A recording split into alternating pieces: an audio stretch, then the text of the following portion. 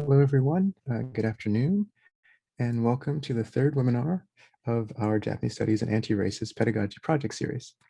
My name is Reginald Jackson, and I'm director of the Center for Japanese Studies and also associate professor of pre-modern Japanese literature and performance in the Department of Asian Languages and Cultures here at the University of Michigan. And I am a co-coordinator of this project, along with Rachel Willis, Sophie Hasuo, and Harrison Watson. Before I introduce our guest, I'd like to briefly explain the format of this event and give some announcements. Your microphones and cameras have been disabled. We invite you, however, to submit questions during the lecture through the Q&A function at the bottom of your screen. And our moderator will try to get through as many of them as possible after Dr. Mendoza's presentation. I also have a few announcements. Next Thursday, May 13th, we'll have Professor Leo Ching giving a talk at noon as well. And his talk is entitled Contrapuntal Imaginations, Reading Empires in an Undergraduate Japanese Studies Class. You can find the registration links for that event, as well as the full webinar schedule on our website. In terms of the JSTEP project, let me just explain a little bit what this is about. We're also, I want to mention, that we have a graduate student workshop that's also planned, and it's slated for June 18th. It's entitled Developing Anti-Racist Syllabi for Studies of Japanese Culture, and that's now open. The workshop will be open to both undergraduate and graduate level applicants, and the workshop application will close on May 21st. So feel free to check that out if you're in those categories. So the Japanese Studies Anti-Racist Pedagogy Project, which centers BIPOC graduate students and faculty as key partners and co-organizers of this intellectual enterprise, is designed to develop a forum for discussing and promoting diversity, equity, and inclusion within the field of Japanese studies. The project's aim is to enhance awareness and quality of teaching related to DI issues within Japanese studies, with an explicit emphasis on anti-racist pedagogy as the basis for public-facing humanities research and professional development for graduate students. With that said, then, it's my pleasure, sincere pleasure, to introduce Dr. Andrea Mendoza. Andrea Mendoza is Assistant Professor of Japanese and Comparative Literatures in the Department of Literature at UC San Diego, where she serves as affiliated faculty in the Critical Gender Studies, Japanese Studies, Latin American Studies, and Asian American and Pacific Islander Studies programs. Professor Mendoza holds a PhD from Cornell University and a BA from Connecticut College. Her research and teaching areas combine the studies of 20th and 21st century East Asian and Latin American literatures and visual cultures, Transpacific studies, feminist and gender studies, critical race studies, and intellectual history. Her current projects focus on developing an intersectional and transpacific approach to comparing philosophical, literary, and cinematic discourses on race and racism in Mexico and Japan, as well as their role in constituting ideas about national identity in the 20th century. During her PhD and BA, her research received funding from the Woodrow Wilson National Fellowships Foundation, the Social Science Research Council, the Mario Einaudi Center for International Studies at Cornell University, the Foreign Language and Area Studies Fellowship, and the Mellon Mays Undergraduate Fellowship Program. Professor Mendoza is currently working on her first book monograph called Transpacific NonEncounters, which analyzes discourses on race and racism in 20th century Japan and Mexico and their impact on cultural productions. Her excellent article, of which I'm very much a fan, Non-Encounter as Relation, Cannibals and Poison Women and the Consumption of Difference, was published in Verge, Studies in Global Asias, and she also has work forthcoming in an edited volume for the Historical and Intercultural Connections Latin America and Asia book series, and in a special issue of Japan Forum. From 2021 to 24, Mendoza will also serve as a representative in the Delegate Assembly of the Modern Language Association for the Language, Literatures, and Cultures Forum, Japan since 1900. On a more personal note, I'd want to say that Dr. Mendoza's research generates remarkable energy in its rejection of the traditional operating premises of Japanese studies. And this is one of the many reasons I wanted to invite her to participate in this project. Besides being a multilingual scholar whose work manages to be both archivally rich and conceptually provocative, Dr. Mendoza also brings an unapologetic transnational feminist commitment to her writing and teaching. In this respect, she's influenced by scholars such as Sarah Ahmed, Sylvia Winters, and her phenomenal undergraduate mentor, Dr. Sayumi Takahashi Harb. Although Dr. Mendoza confessed to being nervous and wondering, why am I here on a roster with all these famous people, when she was asked to participate in the JSAP project, I'd like to take this opportunity to answer publicly. It's because she's a beast already, and because she's sure to become an even bigger beast in the years to come. And because, moreover, of the ways she thinks and approaches texts, displays a rigor and creativity that will help those of us who read and listen to her work develop better tools for engaging more expansively with our objects of study.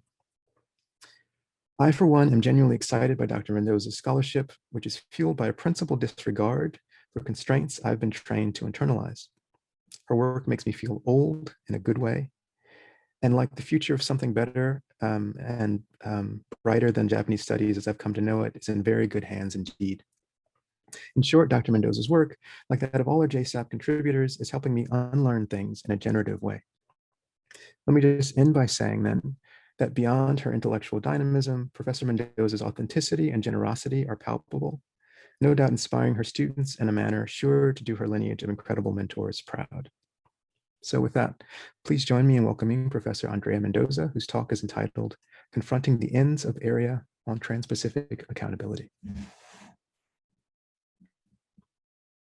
Thank you so much, Dr. Reginald Jackson, for that introduction. I don't know how I'm going to follow this up now, quite honestly, but let me simmer in that as I share my screen. Hold on. Oh, somehow, okay. Okay, it's gonna happen. You know, we've been teaching for so long, but every time I try to share my screen, it's like this really nervous moment for me. All right, it should be there. So again, Dr. Reggie Jackson, I'm so grateful and so humbled by that introduction. I also want to say from the bottom of my heart, thank you to the organizers and coordinators of this webinar series in anti-racist lessons for Japanese pedagogy. Sophie Haswell, Rachel Willis, Harrison Watson, and of course you, Dr. Jackson, have created a generative and truly radical space for us to engage what it means to take up the project of anti-racist pedagogy in the field of Japanese studies. I am so humbled and so grateful to be welcomed into it in this way.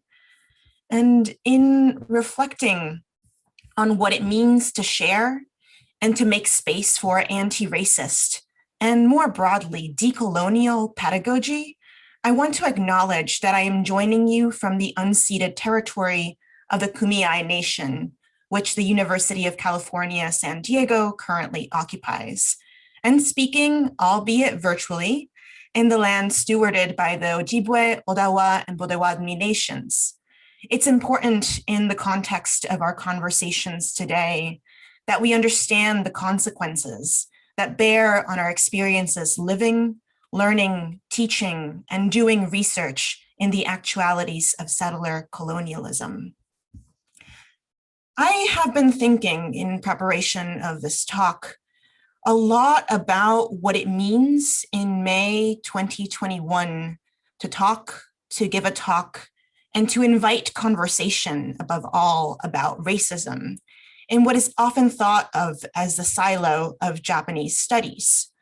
Not only because the space of this webinar series invites us to think more carefully about racism with and within this nebulously interdisciplinary field that is Japanese studies, but also because I've been really wondering about how anti-racist pedagogy can reorient what it means to teach, study, and produce knowledge about Japan in a global context, especially in relation, I think, to the racial violence endured by Asian, Black, Indigenous, and non-white Latinx populations over the last not only year, but throughout the course of modern history. Of course, when I use these descriptors, I always mean them to imply how they are porous and never exclusive to one another. After writing this talk, I think, full disclosure, that I have come up with more questions than answers to whether Japanese studies can do this, can be a field for anti-racist pedagogy, can have and globally embrace anti-racist pedagogy. Today, I will also be presenting on teaching and research, both terms broadly and tenuously conceived, that I began to develop in what we could call pre-COVID times. But much of the discussion has been crafted in the wake of the still mounting death rates among marginalized groups and throughout the country. We're also having this discussion today in a country where just in the last month, racist attacks against Asian and Asian American people living in the United States have escalated and taken the lives of too many too soon, where the extrajudicial killings of Black people and an ever more necessary yet still out of reach promise of restorative justice remains stalled, failing to address the global pandemic of anti-Blackness, where 4 months ago, a mob of white supremacists stormed the federal Capitol building, brandishing symbols of the histories that underlie each of the aforementioned attacks and killings. Right now, I am in a place where I really feel the compounded impact of all of these things on my students, my colleagues, my friends, myself. And I really am grateful for spaces like this, where we can be in dialogue across our respective environments.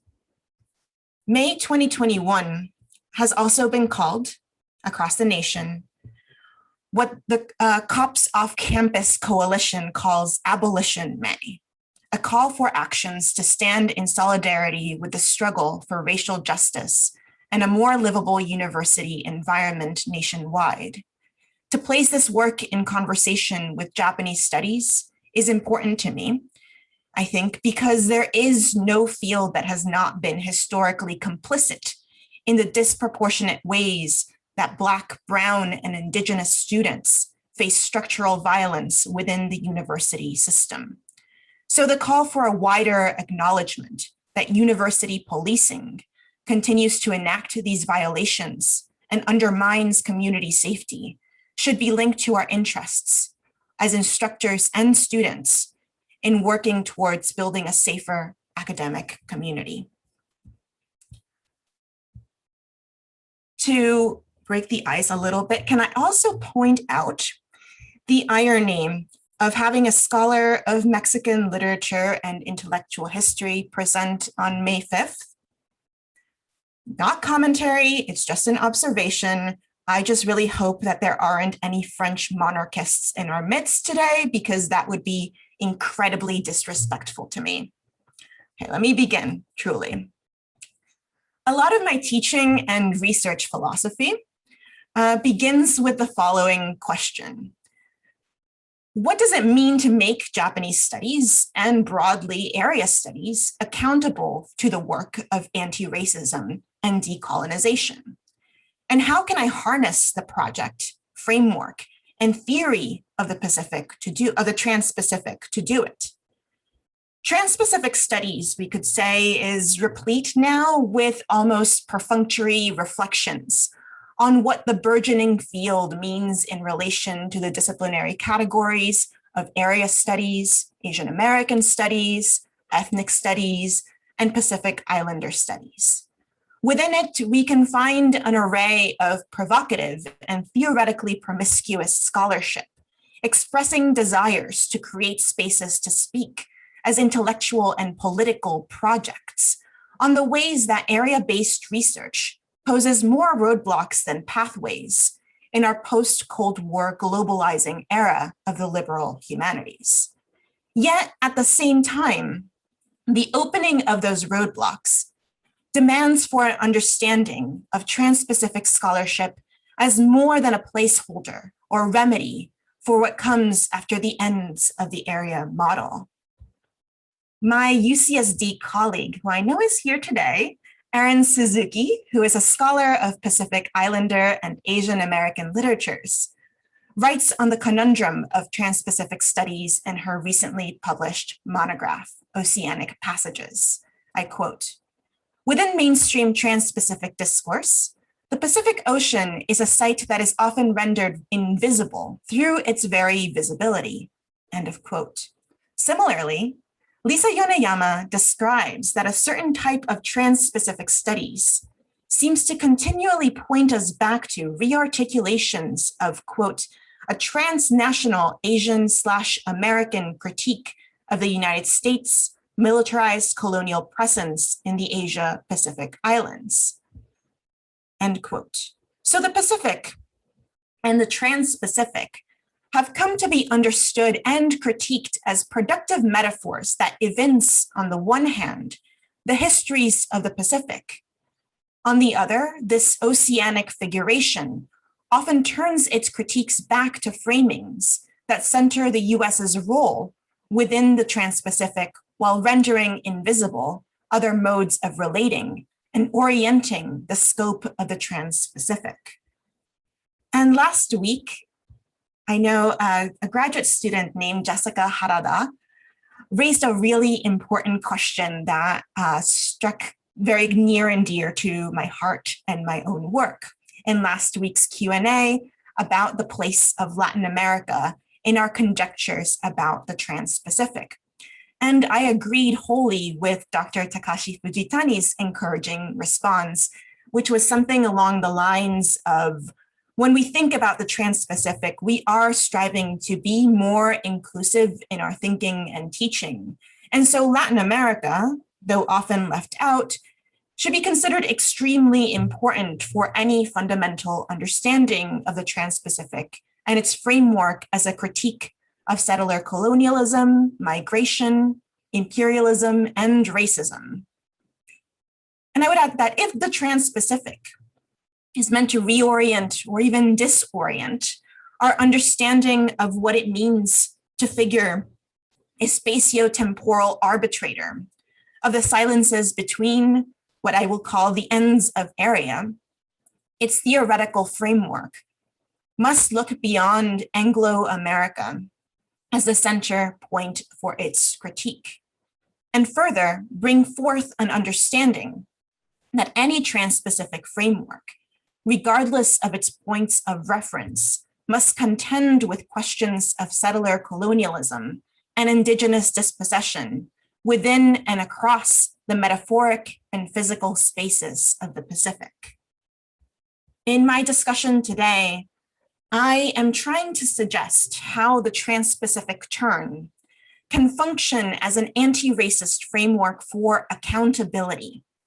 My argument is that a framework of Trans-Pacific accountability emphasizes the importance of studying Japan in relation to Latin America in ways that can critically and ethically engage the projects of decolonization and not simply recapitulate tropes about comparative modernities, contemporaneity, or non-European Orientalisms, or comparative peripheries, and all of these other rubrics that have been used to bring together Asia and Latin America. But again, I think that at this stage, my conjectures are exploratory and experimental. I don't know if I have the confidence yet to say that I can provide definitive answers to what anti-racist pedagogy could mean for Japanese studies specifically, and the project of Trans-Pacific studies more widely. I just have some suggestions and some conversations that I want to enter into. So I will begin with a discussion on the question of area studies and what it means for me to enact a framework of Trans-Pacific accountability in it, especially when bringing together the study of cultural productions from Japan and Latin America in my own teaching. Then I will shift gears to describe how Trans-Pacific accountability impacts my approach to teaching, especially in the last year in 2 courses that I created for my department here at UC San Diego. Off the bat, I also want to talk about the texts and voices that I keep close to me when I write and teach.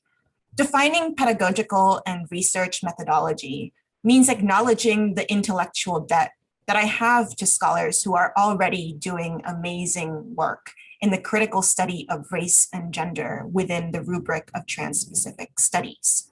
These scholars include Anne-Maria Shimabuku, Lisa Yoneyama, Lisa Lowe, Miley Arvin, Junyoung Veronica Kim, of course, Aaron Suzuki, Jina Kim, and basically everyone who is on the roster for this amazing webinar and podcast series. So here are some of the recent books that have been impactful for my understanding of this project and of my own work. And I think it's also important for me to disclose that what has pushed my work, not just in the last year, but in the last week, as a scholar and teacher, are the conversations happening in Black and Indigenous critiques. A lot of this will be echoed in my talk today. Like the essay that I keep most in mind when I do any writing and teaching now is the incomparable Sylvia Winters on Disenchanting Discourse, Minority Literary Criticism and Beyond, first published in 1987, where Winter writes, "Our present arrangements of knowledge were put in place in the 19th century as a function of the epistemic/discursive constitution of the figure of man. For our proposed new objects of knowledge to be receivable, we accordingly need to go beyond the ontology of the figure of man and the empowering, normalizing discourses with which this figure is still enchantedly constituted, now dangerously in the context of our post-atomic development." And I think this is a good place to begin talking about the way that I'm trying to rethink the work of anti-racism that Transpacific studies can do, especially as a critique and response to area studies. In this essay on Disenchanting Discourse, Winter critiques the figure of man, or a category of universal humanity, as part of the myth of liberal humanism that is often centered in the fields of the humanities. The figure of man, even today, can be tied to other concepts and figures that repeat that myth, including the figure of the West, upon which so much humanistic knowledge production relies, even while the West cannot be traced or mapped onto anything other than the fragmentary historical subject of cis white masculinity. And I would argue that the concept of area, much like the West, functions more than anything as a figure that maps a performance of intellectualization onto repetitive acts that redistribute colonial power. The force of Winter's critique is also echoed in Junyoung Veronica Kim's fantastic article from 2017, Asia, Latin America as Method, the Global South Project and the Dislocation of the West. Here, Dr. Kim begins with the following: what is my research area? That is, what do I study? These questions, posed so straightforwardly, should, Dr. Kim tells us, be quite obvious. What we do as academics and students is often expected, quote, to be recognized and understood as legitimate academic research in a pre-existing field of study, end quote. Yet these questions extend themselves into various theoretical, methodological, and political inquiries as they come into play in work that breaks down, deconstructs, or even delegitimizes the expectations of the research area, especially when that area is area studies, and pronouncedly when the scholar calls attention to the need for frameworks that move the areas of area studies out of their disciplinary silos. And this imperative feels especially urgent when the scholar happens to not be the figure of man, that has been enchantedly constituted as the agent of knowledge production. I would add to Dr. Kim's questions: who appears in my research area? One of the more significant developments in the last 2 decades has been the normalization of challenging the Cold War era model of area studies, which relegated the study of places considered outside of Europe and Anglo-America into tenuously constructed disciplines like Japanese studies or Latin American studies. I should add that the outside of Anglo-America would also include something like the development of indigenous studies, which itself was figured as a kind of area study in its history.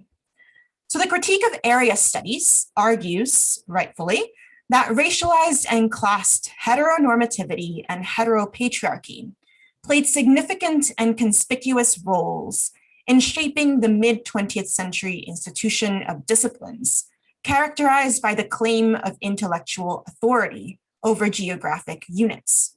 Area studies, in other words, were never constructed to reflect the world. They were constructed to world, in a verb sense, and to produce a world inscribed by the hegemonic specter of Euro-American imperialism and white supremacy. And this imaginary world functions to hide the limitations of those who constructed it.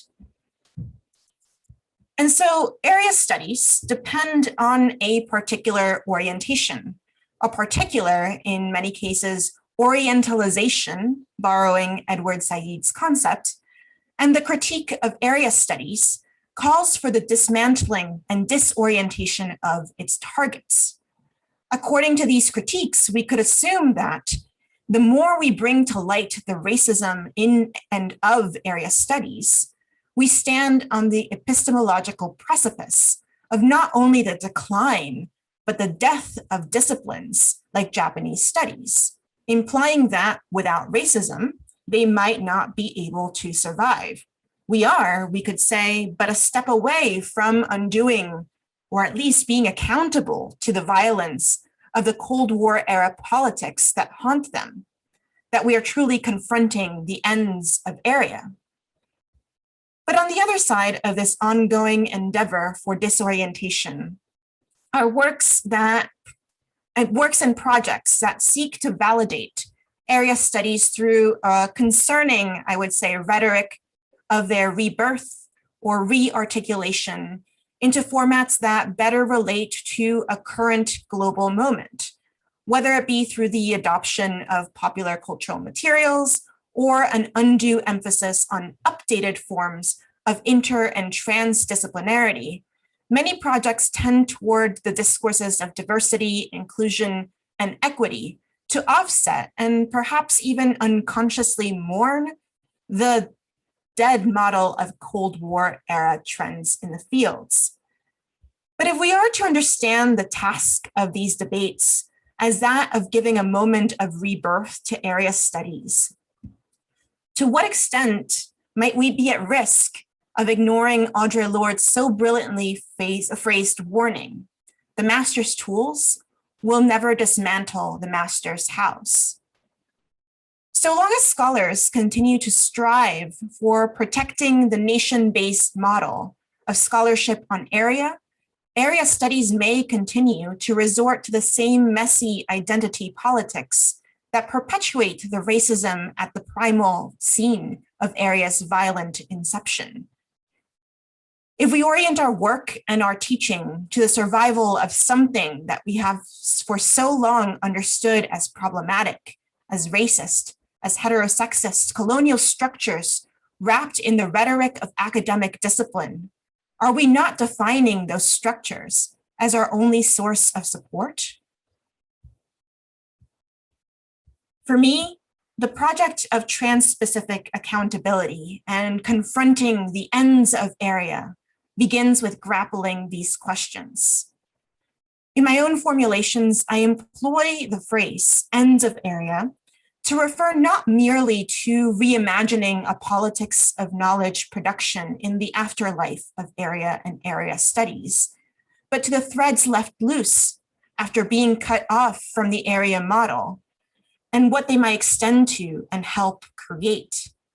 In talking about my approach to placing Latin America within the framework of the Trans-Pacific, I don't want to employ it to co-opt a narrative about Asia and Latin America that excludes or obscures the role of the scholar as an active agent by assuming an illusion of either coherence or distinctness based on the neutralization of these contexts as being not Euro-America.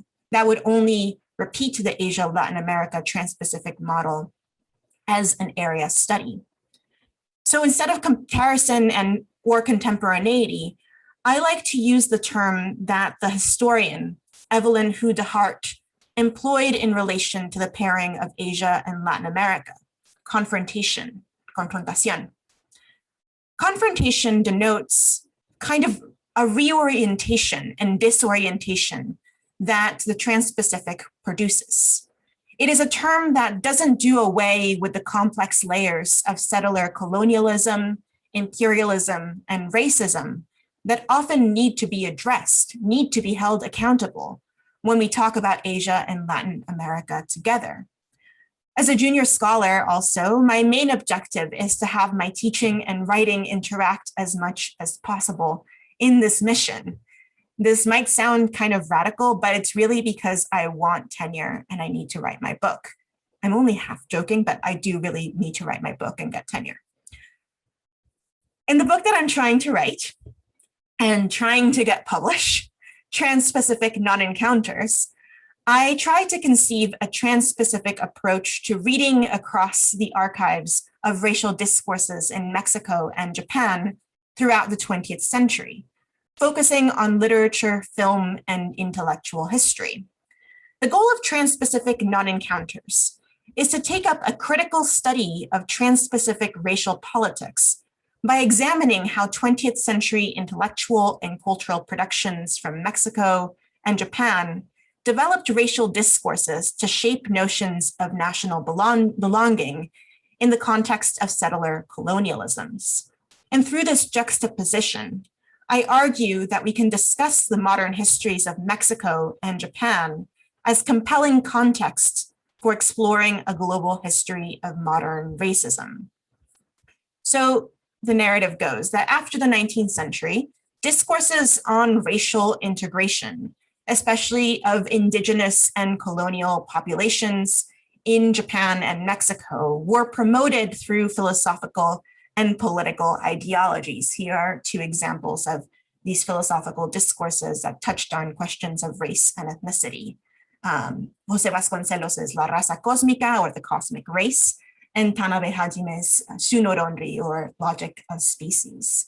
And you may be familiar with terms like the cosmic race, mestizaje, Pan-Asianism, the slogan, the Greater East Asia Co-Prosperity Sphere, as some of these discursive apparati that tie, regardless of the intent of those who conceive these concepts, what appeared like anti-racist critiques to the efforts of colonial and indigenous dispossession. As the brilliant scholar of Black and Indigenous Studies, Tiffany Lethabo King, reminds us in her book, The Black Shoals, the recurring and violent scene of conquest and the making of race into an object of liberal humanism are not divorced from the scenes of subjection that encompass the violence of national formation on Black and Indigenous populations. And so the histories and traumatic inheritances of this violence cannot be excluded from the confrontations I set to orchestrate in my work. Looking at the shared chronologies of the discourses that shaped conceptions of race and nation in and sometimes between Japan and Mexico pushes us to conceive new directions for contending with the representational logics of race, gender, and heteropatriarchy in broader Transpacific and global constellations. Importantly, this work for me is key in my teaching to address how the study of Japanophone cultural productions can be a critical tool for answering the question about accountability and the Transpacific. A framework of Transpacific accountability, I argue, not only helps us reorient our attentions from the traditional area model, because in my case, it renders the study of racism and settler colonialism in Latin America inextricable from the study of racism and settler colonialism in Asia.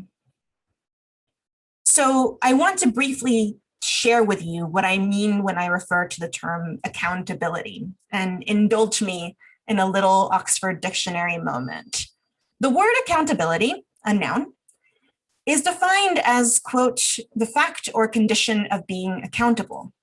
Accountable being an adjective that describes a condition in which a person, organization, or institution is required or expected to justify actions or decisions. Responsible, explicable, understandable. To call the Transpacific a framework of accountability emphasizes how the study of the Transpacific and how area studies and their impact in and across the histories of the Pacific create conditions within which we as students and scholars and our disciplinary and university institutions are required or expected to be responsible for and to create a responsible account of our objects of study.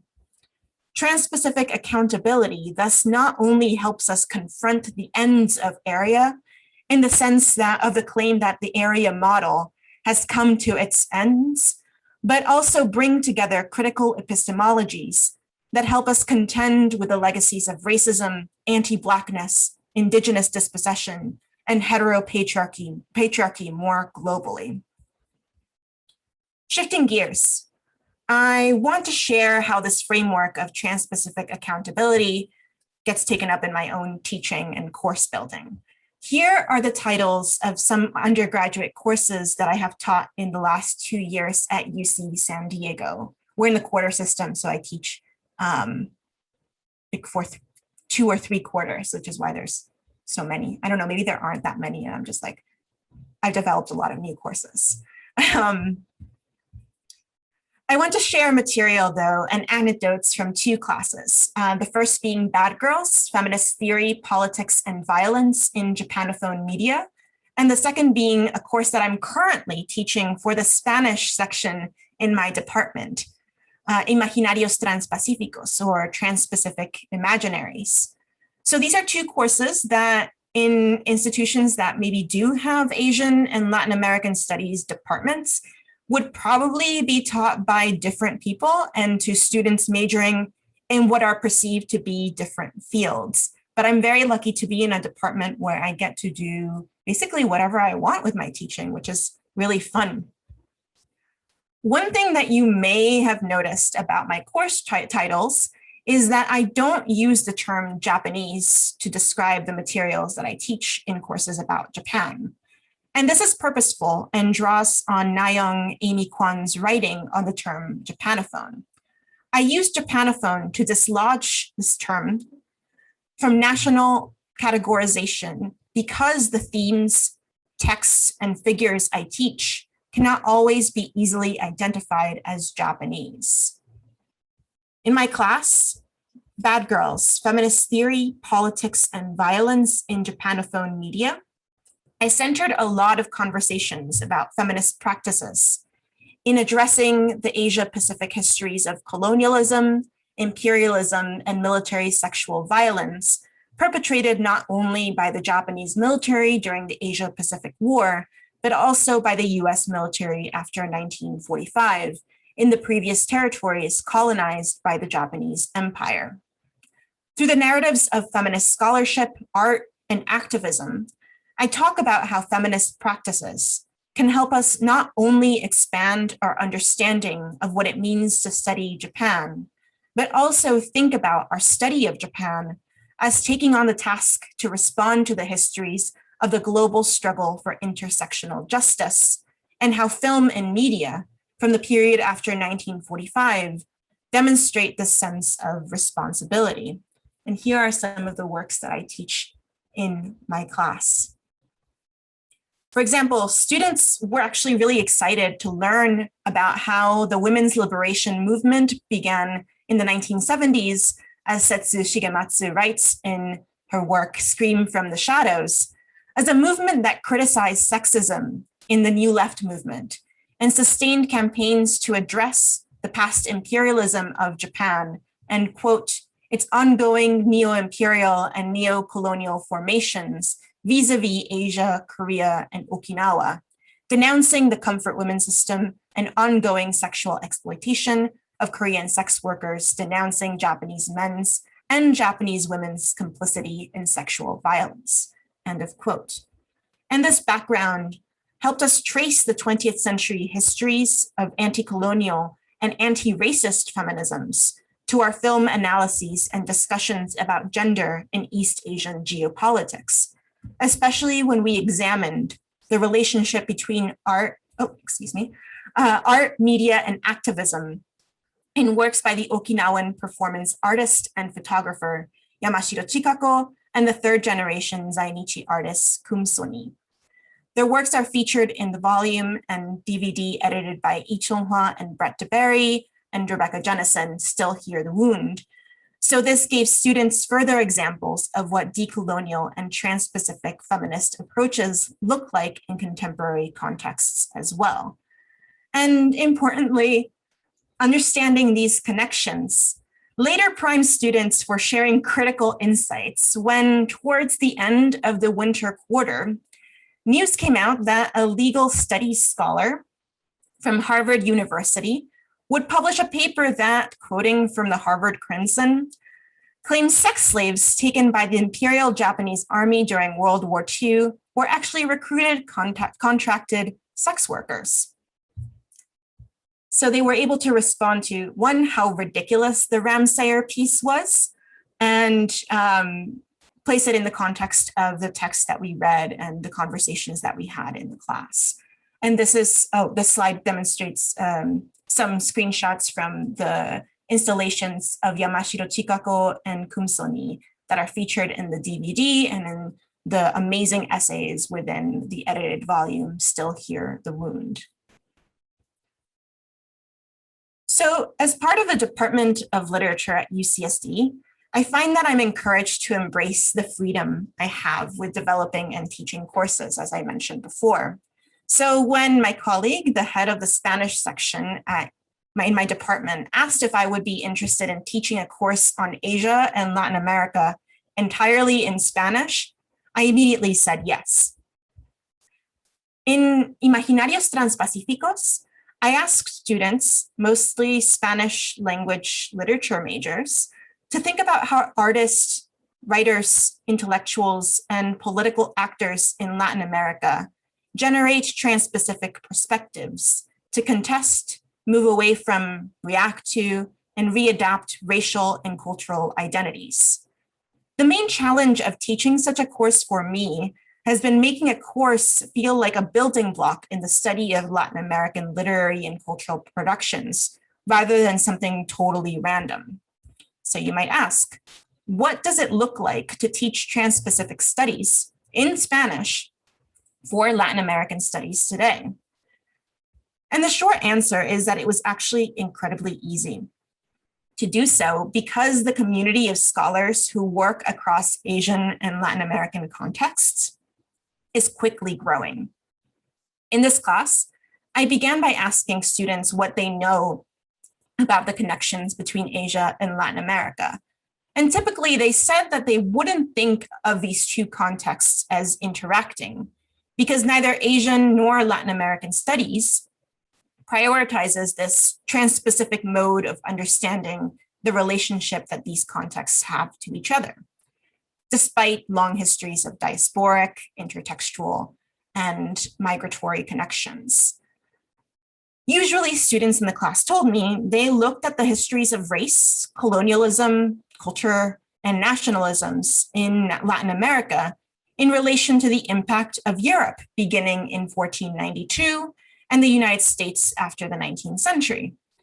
So we are building a conversation in this course now about what that signifies for the field of Latin American literatures and where these Eurocentric imaginaries come from and why they exclude this relationship between Asia and Latin America.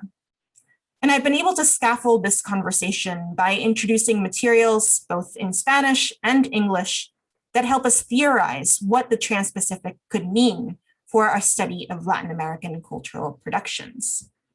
So in week one, we read excerpts from Hegel to kind of get them to be more critical about the traditional paradigms through which we understand not only world history, but the taken for granted Eurocentrism of a field like Latin American studies.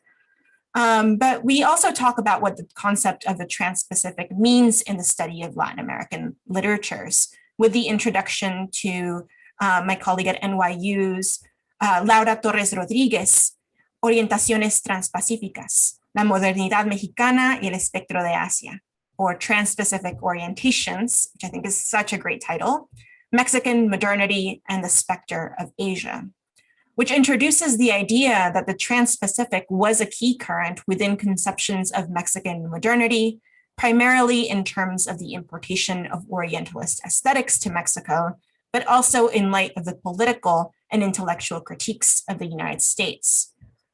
Other texts that are helpful in setting up the kind of dialogues that I forge in this class include the essay by Junyoung Veronica Kim that I mentioned before, as well as her article on the white myth in the Argentine national imaginary and Korean immigration in Buenos Aires, as well as Evelyn Hudehart's article, Transpacific Confrontation, Confrontación Transpacífica, Andrea Bachner's writing on Salvador Elizondo's execution by shooting in China, and even current studies on the impact of Korean popular culture in Latin America.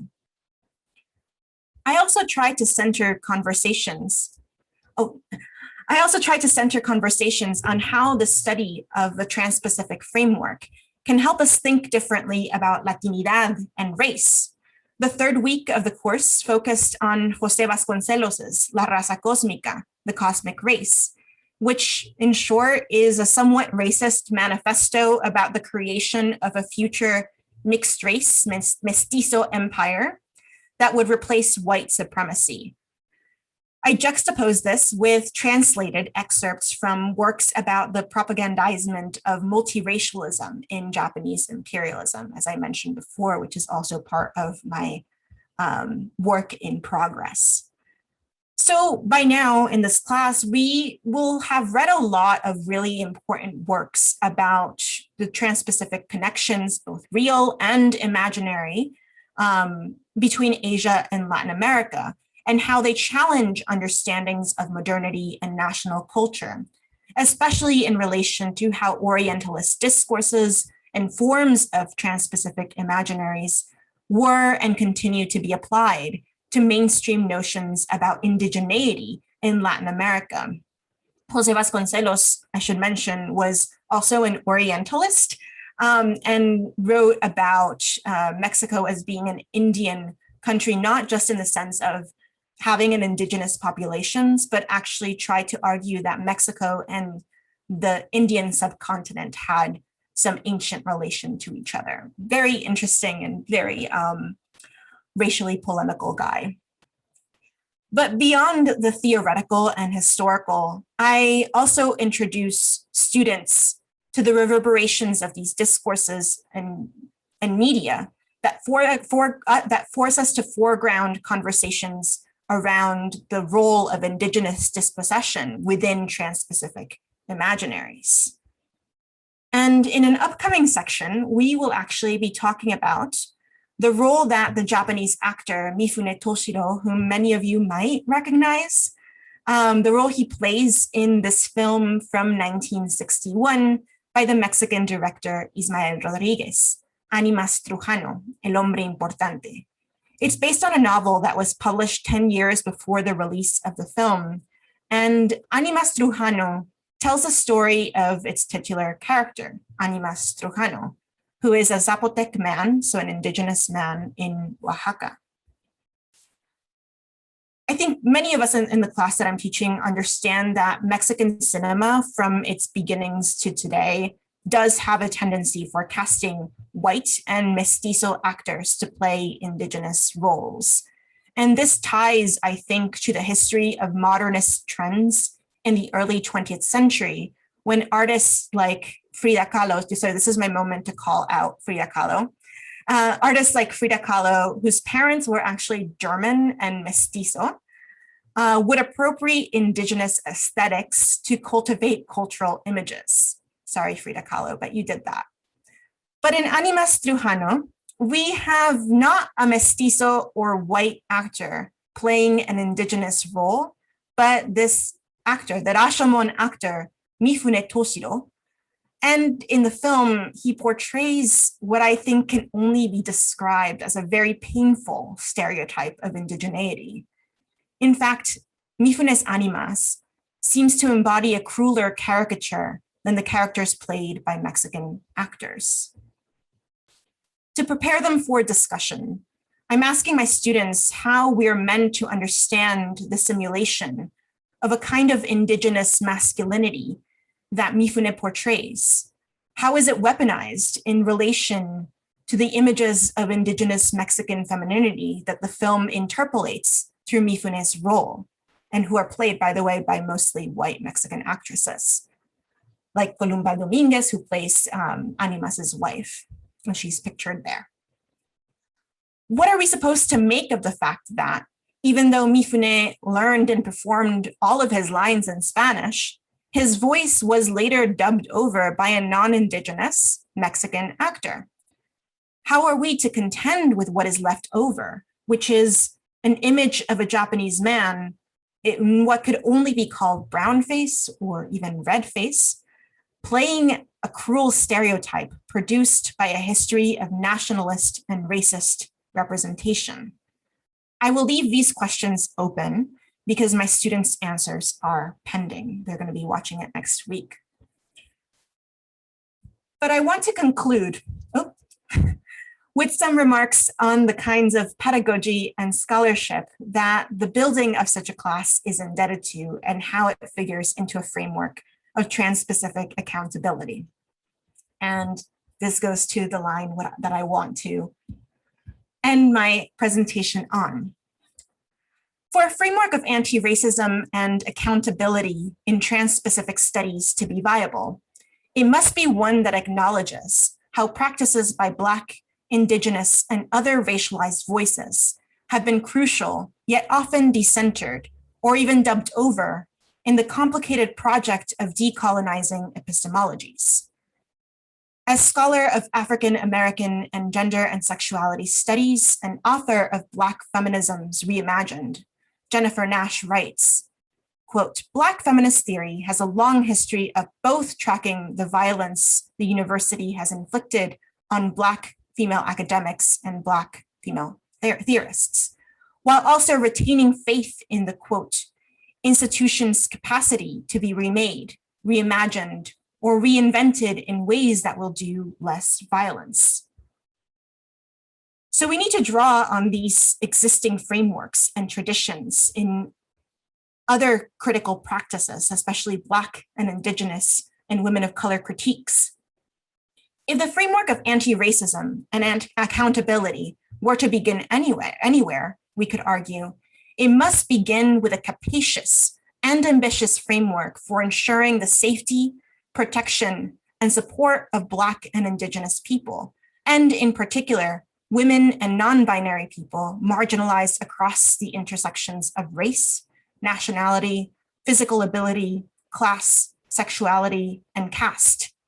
Without it, we have no such thing as anti-racist pedagogy anywhere, never mind in Japanese studies.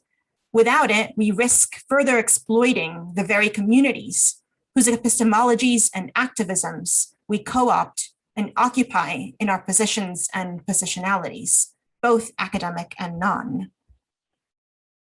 To paraphrase Sarah Ahmed's quote from Flavia Joden on the project of feminism, Transpacific studies and a framework of Transpacific accountability must be intersectional, or it will be bullshit. To return to Sylvia Winters' provocations, what are the ways that we can rearrange our present rearrangements of knowledge to displace the figures of enchantment that we have relied on for so long, yet which now seem to be at their ends, or in even more dramatic postulations, in crisis? How can Japanese studies ensure such a capacious and ambitious framework of accountability and anti-racism? My initial impulse in diagnosing the history, both past and recent, of this field is to say that Japanese studies has not embraced such a capacious or ambitious framework. But I wonder if this means that it cannot.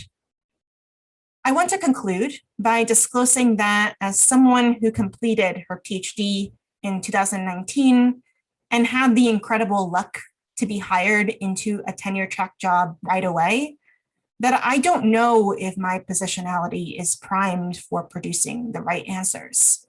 But I hope that as we build a community through the initiative that brings us together today, that we will arrive at ensuring pedagogical frameworks of anti-racist support, care, responsibility, and accountability through our enduring conversations and collaborations. Thank you so much for your time today.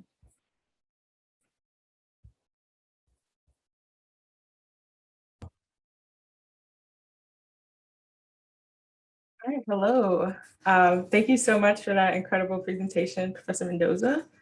At this point, we will begin to take questions for the Q&A. So for those of you in the audience, you can utilize the Q&A function at the bottom of your screen to submit questions. And the question will become visible to everyone if and when Professor Mendoza answers it. And I'm going to try to get through as many as possible in the time we have. So to start off, Professor Mendoza, we have a question from Christy Merrill, who says, thank you for this talk, very exciting. Much of what you're discussing here resonates with issues I have encountered as a South Asianist, with the added wrinkle there that the mechanisms of coloniality are often discussed primarily using European languages. I know your colleague, Jody Blanco, has been rethinking area in the context of the Philippines in ways that don't necessarily privilege the European, and wonder if you could say more about what we can learn about area when we focus on Trans-Pacific language traditions and how this might apply further east to Myanmar, India, and beyond.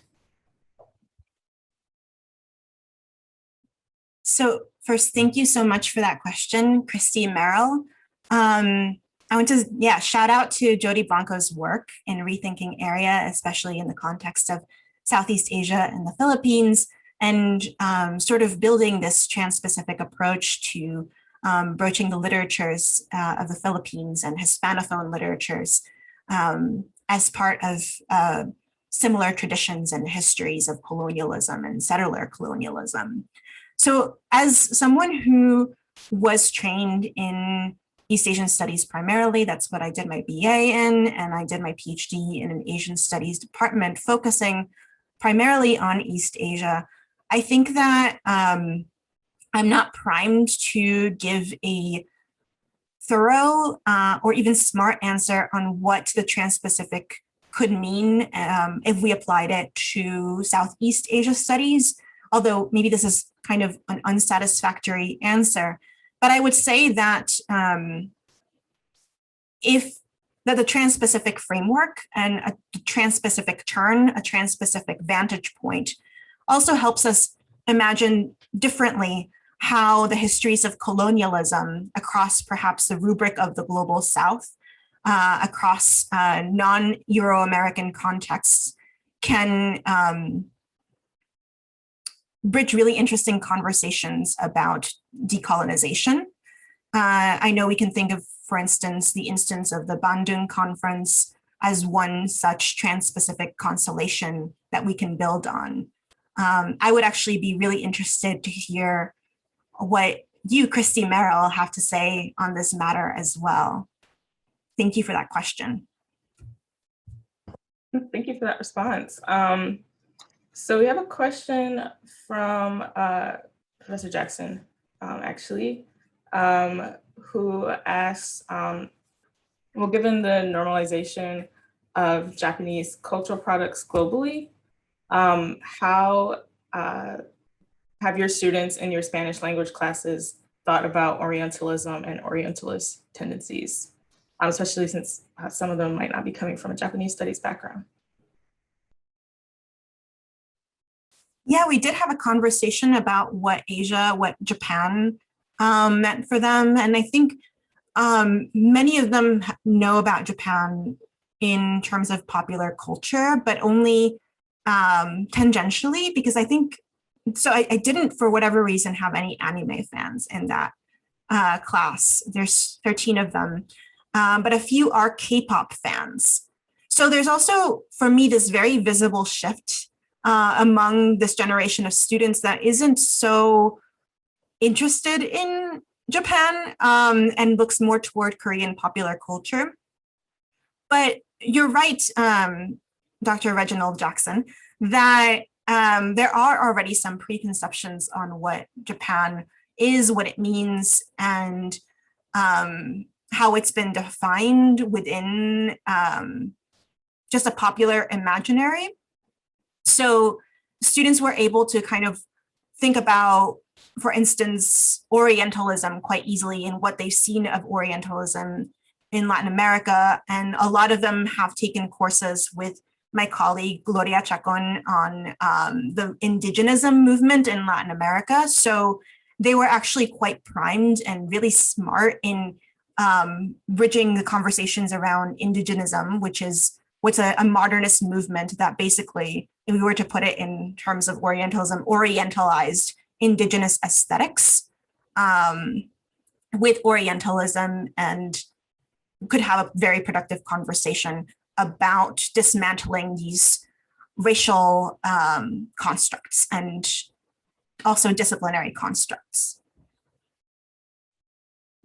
So kind of on a related note to that, actually, kind of a part two of that question. What are like some of the skills that you would like to see your students develop in your classes? I think one of the main skills that I want my students to develop beyond just simply like critical thinking is an ability to dislodge themselves from particular orientations of understanding not only the relationship of Latin America to the world, but their own relationship to the world. And I think when I introduce the Transpacific, I introduce it as a vantage point, as an orientation, as a way of seeing, as a phenomenology that, or a critical phenomenology rather, that pushes them to think about histories that they already know about otherwise, including the histories of conquest, the histories of colonialism, of imperialism, and how they can be more globalized through a Trans-Pacific perspective by taking into account the relationship, the longstanding relationship between Asia and Latin America through the pathways of migration, through intertextual and intercultural connections, through even certain imaginary and comparative, if we were to use the term comparative very loosely here, comparative paradigms. So one of the more interesting conversations that keeps coming up is the comparison that we make between the discourses on the cosmic race, on mestizaje nationalism in Mexico and also in Brazil, and how they come up as well in East Asia around a similar time period, and what that means for this moment of critical anti-racisms that are at the same time very paradoxical and very hegemonic in their own way as they're trying to move away from, react to, and contest Anglo-American and European white supremacy. Thank you. I actually have a question that I wrote down that I wanted to ask you. I was wondering if you could talk more about kind of the importance of cinema and film studies in your work. Sure. Beyond just, I use cinema and film studies in my work, and I teach it as well. So one of the things that I'm interested in are, in terms of the study of race and critical race theories, are the logics of representation in the 20th century. And the 20th century, as well as the 21st century, but in a different way, is a very visual site for the representation of race and discourses on race, racial identity, and on racism. So to me, cinema is indispensable from the critical study of racism in any sense of global modernity. Thank you. So back in the chat, or sorry, in the Q&A, it looks like we have a question from Yanshuo Zhang, who says, thank you for this very rich talk. How would you envision encouraging your students to take their learning outside of the classroom to participate in public conversations or activism to dismantle racism in the US and beyond? Thank you.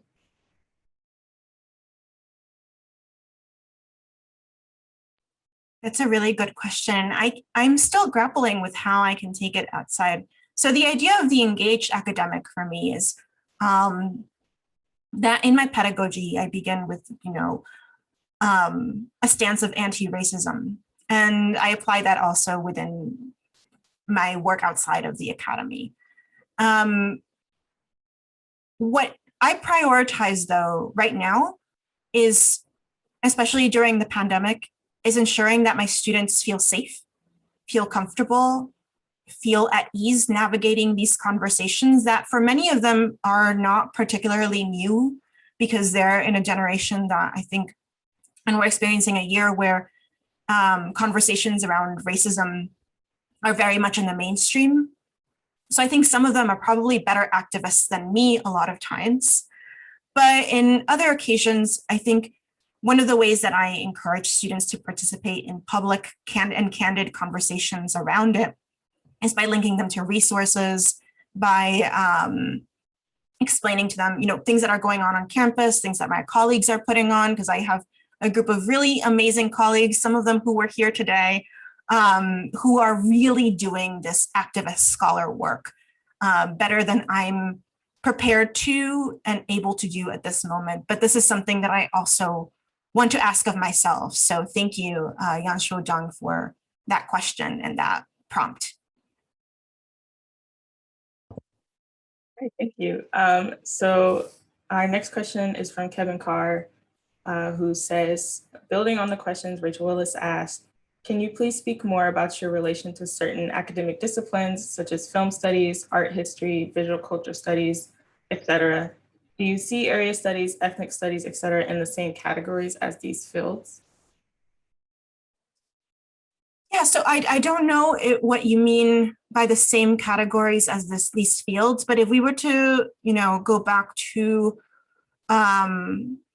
the comment that I raised that there's no discipline that's not haunted by the histories of imperialism and white supremacy, I do see film studies, art history, and visual culture studies in the same category as these fields, in that they also have to contend with their own debt to the histories of white supremacy and racism. A lot of these fields, we can't deny, are predominantly represented by a certain demographic that, if we're to put it lightly, a certain demographic of a particular gendered construction and colonial complexion. White men, cis white men. So I do sort of try to bring this framework of accountability, of responsibility when I teach, for instance, film theory to my undergraduate students in my film courses. Thank you. So actually, I know you talked about earlier how scholars kind of have to contend with, even in the event of the epistemological death of area studies, scholars will have to contend with the threads left loose after being cut off from the area studies model. So I was wondering if you could talk a little bit more about what maybe some of these threads that you've encountered and wrestled with either in your work or in your teaching. How to contend with the threads left loose of area studies and how to contend with the ends of, I think even now I still confront or have conversations with students who have a hard time dislodging themselves from the expectations of what it means to study Japan. I'll talk about the context of Japanese studies because that's sort of what I was hired to do. So one of the ways that I approach this is by beginning most of my classes with this global overview of how it's impossible to understand or to study something like Japan or East Asia within a vacuum. It just isn't possible, and it hasn't been effective. So I bring in examples from scholarship from like the 70s. In film studies, I bring in Donald Ritchie and talk about the kinds of myths that are being perpetuated by what we would think about who we would think about as like the authorities of the field, and invite students to critically address what might be wrong or unsettling about these texts. So we have these very open conversations about what it means to consider academic authority, who has been considered an academic authority, and what the relationship to that authority is and can become. Thank you. So we have a question comment from Grace Tang, who says, I was thinking about terms such as Transpacific or Global Asias, and the interventions they provide, but also what they might tend to erase or fail to acknowledge. I was thinking about what it means to be accountable as a quote unquote Japanese studies scholar, not only in the US, but in Japan, Hong Kong, et cetera, in terms of urgent research and pedagogy. For example, there's still relatively limited work on the post-colonial and gender and feminism in Hong Kong. There's less exchange between Japanese and Sinophone studies than we might think. None of this sounds shiny, but sadly a lot has not been done. Also loved hearing about your teaching, you teaching your class in Spanish. I don't know if you wanted to comment on any part of that, Professor Mendoza. Yeah, first, thank you, Grace, for coming, even though you're like 16 hours apart. You're in Hong Kong. Thank you so much for being here. Also, can I hype up Grace? Grace will be giving a talk here at UC San Diego on her work on queer and feminist readings of Japanophone literatures for my class on May 27th and May 28th for her. So yeah, I will publicize that and send along links. I completely agree. I think there's a way in which using terms like Transpacific or Global Asias, we might be putting ourselves at risk of recreating area. We might be putting ourselves at risk of restructuring the master's tools to dismantle the very thing that we're trying to overcome, to address, to be held responsible and accountable to. But I think, you know, I'm going to paraphrase Frantz Fanon here. Description is important for any kind of decolonial project. And for us to say that we're doing work in the rubric of Transpacific or Global Asias means that we need to be very deliberate about how we are defining and positioning ourselves within these categories. I also agree that there is still a lot less interaction between Japanophone and Sinophone studies, especially literary studies, than we might think. I remember that when I was an undergraduate student, there was a lot of complaints around the idea that the Japanese and Chinese studies majors would actually just become one East Asian studies major. So for a time, it seemed like East Asian studies was this like radical rubric for bringing together disciplines that maybe do not interact or do not want to interact, or that are thought to be within their own silos. I agree that it doesn't sound new because these conversations have been ongoing for so many years, but unfortunately, we still need to do the work to address how we want to reform them and what we want to create from the space of this critique. Okay, thank you.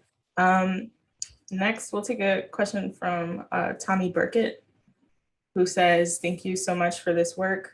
It is deeply appreciated to see so many critical conversations about decolonization happening in Japanese studies through this series. I have been watching this shift with a lot of optimism as well as apprehension, because we have witnessed over the years how colonial discourses have shifted in order to reconsolidate their hold when under pressure from Black liberation and Indigenous movements. I wondered, what are some things we can do to materially contribute to and uplift grounded anti-colonial struggles that are happening within this Trans-Pacific geography we are mapping? How can we avoid the difficulties we have witnessed until now, where in the spirit of changing our forms of knowledge production, we end up producing another discipline within a colonial institution? Are there ways that concepts of mutual aid, fugitivity, et cetera, are helpful to thinking about what Trans-Pacific accountability could do? Do we have certain obligations or skills we can contribute? Yeah. Did you need me to repeat any part of that? No, I can read it. Thank you so much, Rachel. That was a long question. So, and I'll try to answer it as briefly as I possibly can, because I know that we have 10 minutes left. But okay, Tommy Burkett, first, thank you so much for those comments and that question. Second, so how can we do this? So I think the most obvious answer to me is support graduate students, support junior faculty, support non-tenure track faculty, support scholars who are doing this work, who are already incorporating materials and critiques from Indigenous and Black studies, support Indigenous and Black studies, support critical gender studies, support transnational feminist work, most of which I think it is being done by scholars who are graduate students, scholars who are juniors, scholars who are non-tenure track, but who unfortunately don't often get platformed in the way that we would wish them to, because of the current state of the academic job market being so brutal. And then on top of that, I think I would say, be promiscuous in your reading.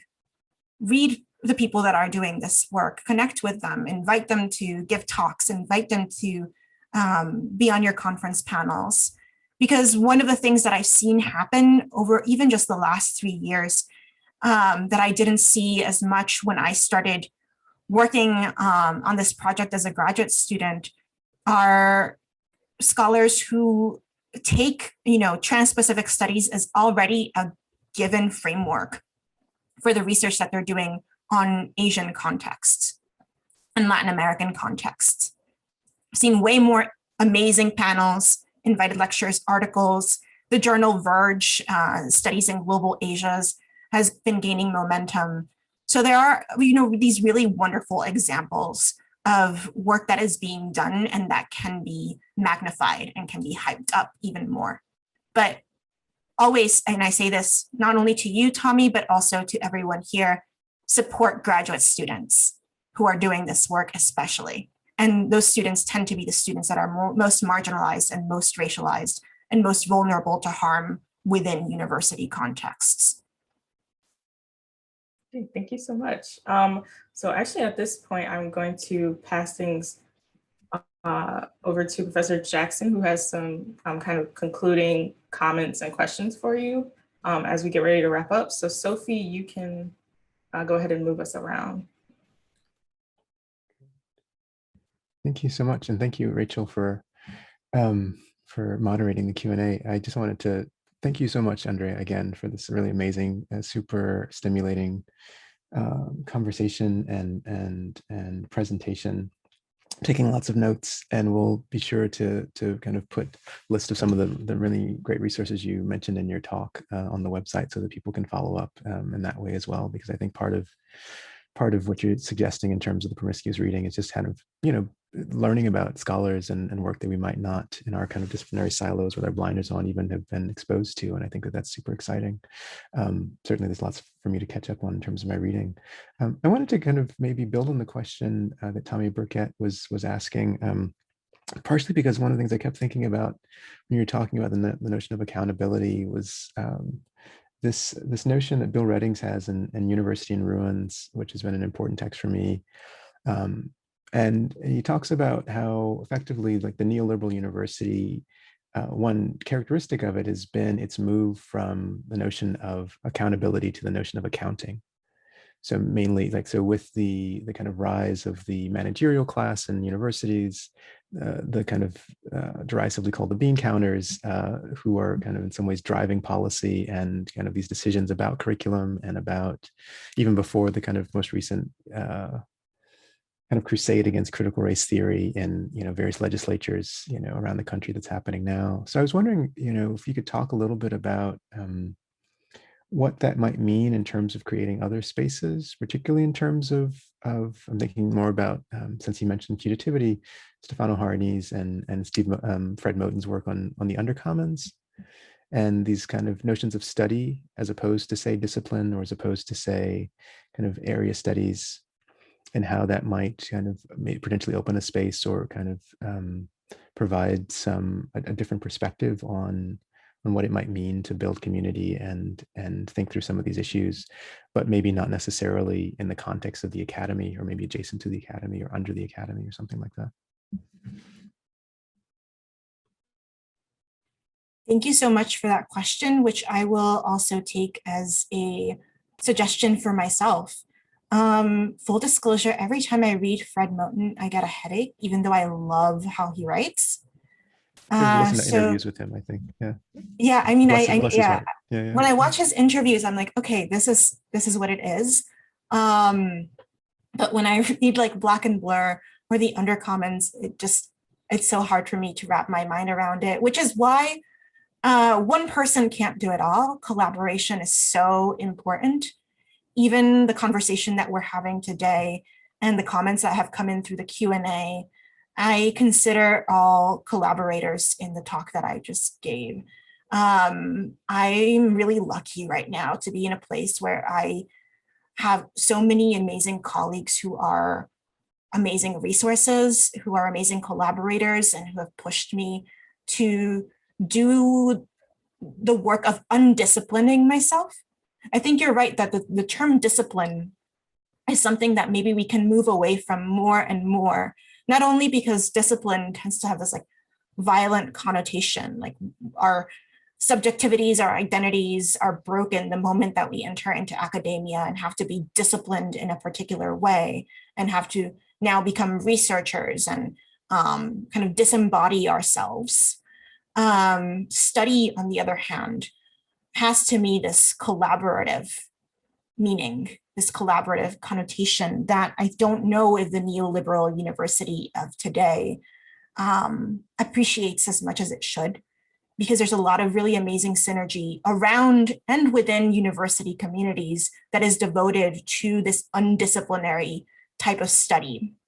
So while I don't know if I have a full answer to the provocations that you just offered, I would say that it would begin with more frameworks of collaboration across studies, across modes of undisciplining, and being, I don't want to say the word open, but receptive and appreciative of the fact that we individually can't do it all, but the more that we converse across our fields of study, across our interests, perhaps we can build a better academic community that maybe is without the neoliberal university. Because we know that there's a lot of things that are sick about the university in the moment. And also care. Care. Oh. That's it. That's also care. Yeah. No, thank you for that so much. I think it's good advice, and it's really profound, I think, to think in terms of like what care means in this context, not just in terms of being receptive, but also part of what you're suggesting that seems to me really useful and counterintuitive for folks who were trained in a very, I think, kind of disciplinary mode, is this notion of giving up on the ideas of mastering, a particular kind of culture or language. And so even, from the design of your syllabus, things about thinking in terms of the Japanophone as opposed to Japanese culture, say, as a gesture towards that, I think invites in some ways, I think, a different kind of audience, but then also a different type of approach or set of approaches to these different texts, these different cultural productions, that I think would be really, really useful moving forward. So thank you so much for sharing all of this with us, and for existing, and for doing this work and shouting out all these amazing scholars that have influenced you, and also, I think, inspiring so many folks, across a wide variety of backgrounds to not just kind of keep up with your work, but then also to hopefully kind of revise our ways of doing things in our own kind of little necks of the woods. So thank you so much again, Andrea, for all of your work here today. And with that, I think we can wrap up. Truly, I'm so grateful to be here, Reggie. Thank you for allowing me to participate and contribute in this very small way to this amazing collaboration. And thank you, everyone who came as well. Yeah, thank you. I saw some names that I was really excited about. Yeah, great. And we'll have, you can tell your friends, folks, that we'll have the recording of this will be up by next week, and they'll also stay tuned for the podcast episode with Professor Mendoza, as well as with some of our other contributors like Takashi Fujitani and also Jayanti Salinger. So thank you all again so much, and have a great day. Take care.